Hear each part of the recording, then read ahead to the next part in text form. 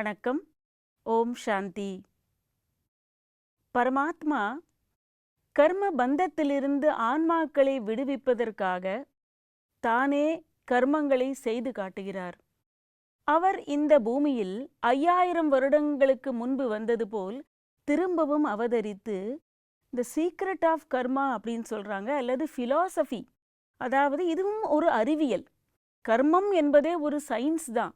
அதை பற்றி விளக்குவதற்காக கர்மயோகத்தை பத்தி நமக்கு சொல்றார். கர்மம் நம்மளுடைய வெற்றிக்கு ஆதாரம்னு மட்டும் சொல்ல முடியாது, ஒரு உத்தமமான மார்க்கம். நம்ம ஏற்கனவே பார்த்தோம், மனித ஆத்மாக்கள் சோல்ஸ் எவால்வ் ஆகணும், முன்னேறணும், ஆன்மீக முன்னேற்றம் வரணும்னா அதுக்கு ஆதாரம் கர்மங்கள் தான்.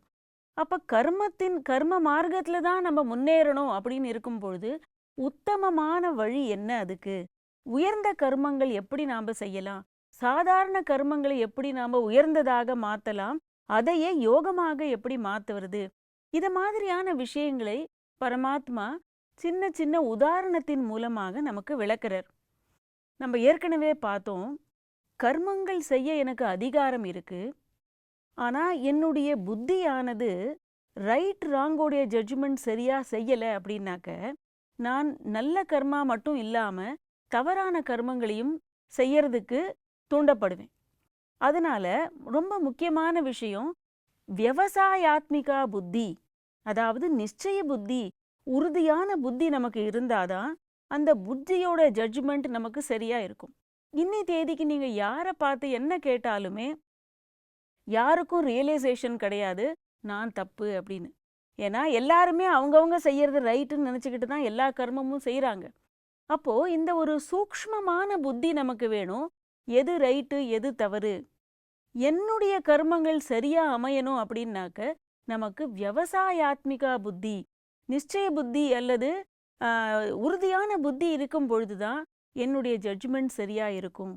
டிவைன் இன்டலெக்டாக நம்மளுடைய புத்தி மாறும் பொழுது கர்மங்களை பற்றி நான் அதிக கவனம் கொடுக்கணும்னே அவசியம் இல்லை. ஆட்டோமேட்டிக்காக தவறான கர்மங்கள் இருந்து என்னுடைய புத்தி விலகிக்கிட்டே வரும், ரியலைசேஷனும் தானாக வருது. அப்ப விவசாயாத்மிகா புத்தி இருக்கும் பொழுது நம்ம கர்மம் என்கிற விதையை நம்ம சரியாக விதைக்க முடியும். இப்போ உதாரணத்திற்கு, இப்போ நம்ம விதை போடுறோம், விதை முளைக்குது. அப்போ என்ன ஆகுது, இந்த விதை முளைத்து மரமாக மாறுறதுக்கு ஒரு 10 வருஷம் ஆகலாம், 5 வருஷம் ஆகலாம். விதை போடுறவங்க 5 வருஷம் கழிச்சு அல்லது 10 வருஷம் கழிச்சு நானே இருப்பேனா இல்லையான்னு தெரியலையே, நான் அப்போ விதை நான் போட்டு என்ன பிரயோஜனம் அப்படின்னு அவங்க நினச்சிட்டாக்க இன்னைக்கு இந்த நம்ம நாட்டில் இல்லை உலகத்தில் பசுமையே இருக்காது. அதனால கட்டாயமாக நாம் கர்மங்கிற விதையை விதைக்க வேண்டும். பலன் எப்போ வரும், யாருக்கு வருங்கிற ஒரு இதனால தான் இதையே முதல்லையே சொல்லப்பட்டிருக்கு, பலனில் உனக்கு அதிகாரம் இல்லை.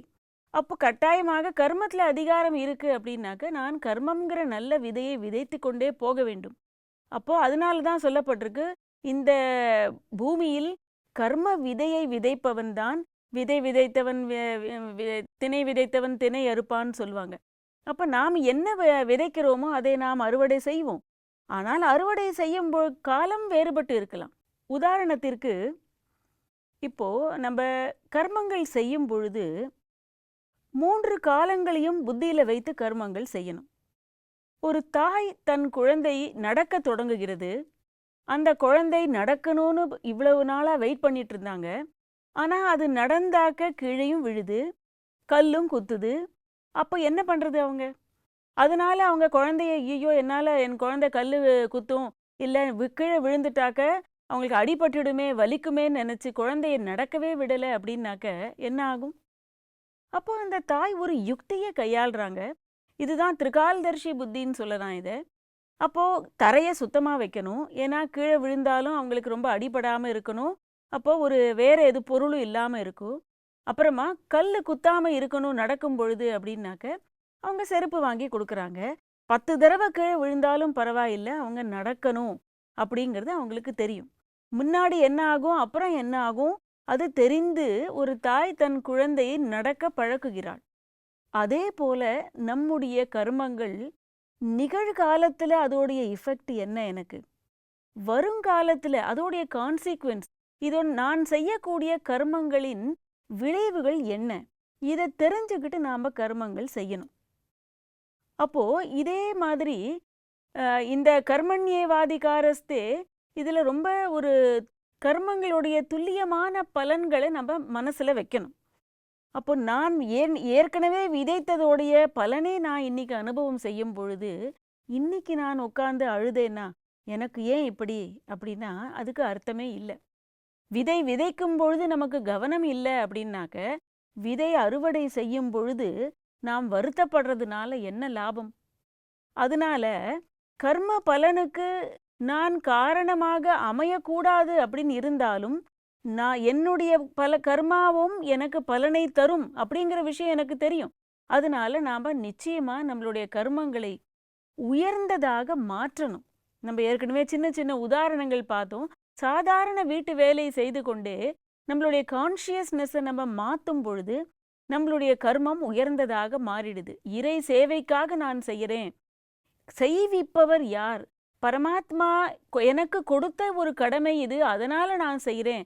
அப்படி நாம் செய்யும் பொழுது கர்ம பலன் நல்லதாகவே நிச்சயமாக அமையிறது. இன்னொரு விஷயம், கர்மங்களை செய்யும் பொழுது சுயநலத்தோடு நாம் கர்மங்கள் செய்யாமல் இருக்கணும். உதாரணத்திற்கு, இது ஒரு பெரிய ஒரு சில சயின்டிஸ்டுகள்லாம் உட்காந்து ஒரு ரொம்ப நல்லா பிடிச்சி ஒட்டக்கூடிய ஒரு கம் பண்ணுறதுக்காக உட்காந்தாங்க. அதில் ஒருத்தர் ரொம்ப ஒரு இன்னசென்ட்டாக ஒருத்தர் இருந்தார், ஒரு சயின்டிஸ்ட்டு. அவருக்கு அவ்வளவா விஷயங்களும் தெரியல, ஆனால் சுயநலமே இல்லாமல் அவர் இருந்தார். ஏதோ யோசித்து அவருக்கு தெரிஞ்சபடி ஒரு கம்மை உருவாக்கினார். ஆனால் அந்த கம் எப்படி இருந்ததுன்னா, நல்ல ஸ்ட்ராங்காக ஒட்டக்கூடிய கம்மை உருவாக்குறதுக்கு உட்காந்தவர், அது எப்படின்னா ஒட்டினா ரொம்பவும் ஒட்டாது, ஆனால் அதில் கையை அப்படியே எடுத்தால் கையில் வந்துடுது. ஆனால் அந்த ஒட்டின அடையாளமும் அதில் தெரியல. இப்படி ஒரு கம் அவர் தயார் பண்ணிவிட்டு அந்த ஃபார்முலாவை எழுதி வச்சுட்டு அவர் போயிட்டார். ஆனால் அதுக்கப்புறம் அந்த சயின்டிஸ்டுகள் ஒரு நாள் இதை படிக்கும் பொழுது, ஓஹோ இப்படி கூட ஒன்று இருக்கா அப்படின்னு சொல்லி இன்னைக்கு ஸ்டிக் நோட்டாக பயன்படுது. அது புக் மார்க்காக யூஸ் பண்ணுறாங்க. நல்லா ஒட்டக்கூடிய கம் வேண்டாம், ஆனால் நமக்கு அந்த இடமும் தெரியணும் அப்படின்னா அது ஜஸ்ட்டு ஒட்டுறாங்க, அது ரிமூவும் பண்ணிடுறாங்க. அந்த மாதிரி அது ரொம்ப உலக புகழ்பெற்ற கம் ஸ்டிக் நோட்டாக மாறிடுச்சு. இதில் என்ன அப்படின்னாக்கா, நாம் ரொம்ப ஹானஸ்டியோடு தன்னலம் இல்லாமல் சுயநலம் இல்லாமல் ஒரு கர்மங்களை செய்யும் பொழுது நிச்சயமாக அதுக்கு வெற்றி உண்டு. இதோடு இல்லாமல் அடுத்ததாக பரமாத்மா அர்ஜுனனுக்கு என்ன சொல்றார் அப்படின்னாக்க, யோகஸ்த குரு கர்மாணி சங்கம் த்யக்த்வா தனஞ்சய, யோகஸ்த குரு கர்மாணி சங்கம் த்யக்த்வா தனஞ்சய, சித்ய சித்யோ சமோ பூத்வா சமத்வம் யோக உச்யதே, சித்ய சித்யோ சமோ பூத்வா சமத்வம் யோக உச்யதே. என்ன சொல்றாரு அப்படின்னா, தனஞ்சய அர்ஜுனனே, யோகஸ்த குரு கர்மாணி, கர்மாணி கர்மங்களை யோகஸ்த குரு, யோக நிலையில் நிலைத்து இருந்து நீ கர்மங்களை செய். அடுத்தது சங்கம் தியக்த்வா கரோ, சங்கம் அப்படின்னா பற்றுதல், அட்டாச்மெண்ட்டை விட்டுட்டு நீ கர்மங்களை செய். சித்ய சித்யோ சமோ பூத்வா, வெற்றி தோல்வி அல்லது நான் செய்யக்கூடிய கர்மங்களுக்கு இதுதான் ரிசல்ட்டு, எப்படி ரிசல்ட் வந்தாலும் சமநிலையில இருந்து, வெற்றி தோல்வி ரெண்டுத்துலேயும் சமநிலையில் இரு. சமத்துவம் யோக உச்சியதே, சமமாக இருக்கக்கூடிய இந்த மனநிலையை தான் நாம் யோகம் அப்படின்னு சொல்லலாம். பாருங்க, யோகத்துக்கு கீதையில எத்தனை பரிபாஷை கொடுக்கப்பட்டிருக்கு. பரமாத்மா எப்படியாவது அந்த யோகத்தை நமக்கு கரெக்டா புரிய வைக்கணும். சமத்துவ பாவம், சமநிலை, ஷேக் ஆகாம இருக்கக்கூடிய என்னுடைய இன்டெலெக்ட் தான் யோகம்னு சொல்றாரு. அப்போ இறைவன் இங்க சொல்லக்கூடிய யோகம் என்ன? யோகாசனமா, இல்ல கர்ம யோகமா, இல்ல சில பேர் சொல்லுவாங்க இவங்களுக்கு யோகம் அடிச்சிருக்கு அப்படின்வாங்க. அதாவது வாழ்க்கையில நல்லதே நடந்தா அதுவும் யோகம்தான். அடுத்தது புத்தியோட கனெக்ஷன் எங்க இருக்கோ அதுவும் யோகம். இறைவனை நினைக்கிறதும் யோகம். யோகாசனமும் யோகான்னு சொல்றாங்க, கர்ம யோகமும் யோகம்தான்.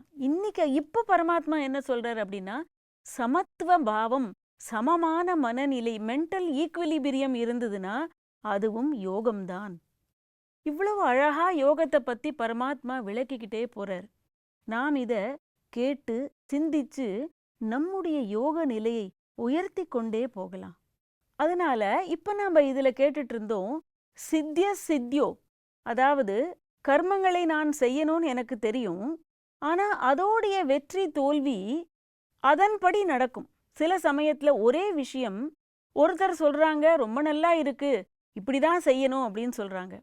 அதே விஷயத்த அப்சர்வ் பண்றவங்க இன்னொருத்தர் சொல்றாங்க, இது இன்னும் கொஞ்சம் நல்லா பண்ணிருக்கலாமே, இல்ல இன்னும் கொஞ்சம் நல்லா அமைஞ்சிருக்கலாமே அப்படின்னு சொல்றாங்க.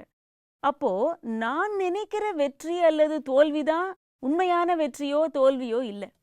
அப்போ எதிரில் இருக்கிறவங்களுடைய மனநிலையை பொறுத்தும் இந்த வெற்றி தோல்வி அமையிறது. இப்போ மேனேஜ்மெண்ட் டெக்னிக் இன்னைக்கு சொல்லி கொடுக்குறாங்க. ரொம்ப உயர்ந்த விஷயம் இதுல மேனேஜ்மெண்ட் டெக்னிக்ல டிட்டாச்சா இருந்து நீங்க கர்மங்கள் செய்யணும்.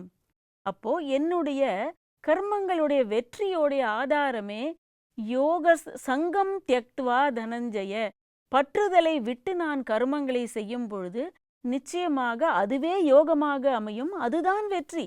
நான் நினைச்ச வெற்றி தோல்வி வெற்றி இல்லை.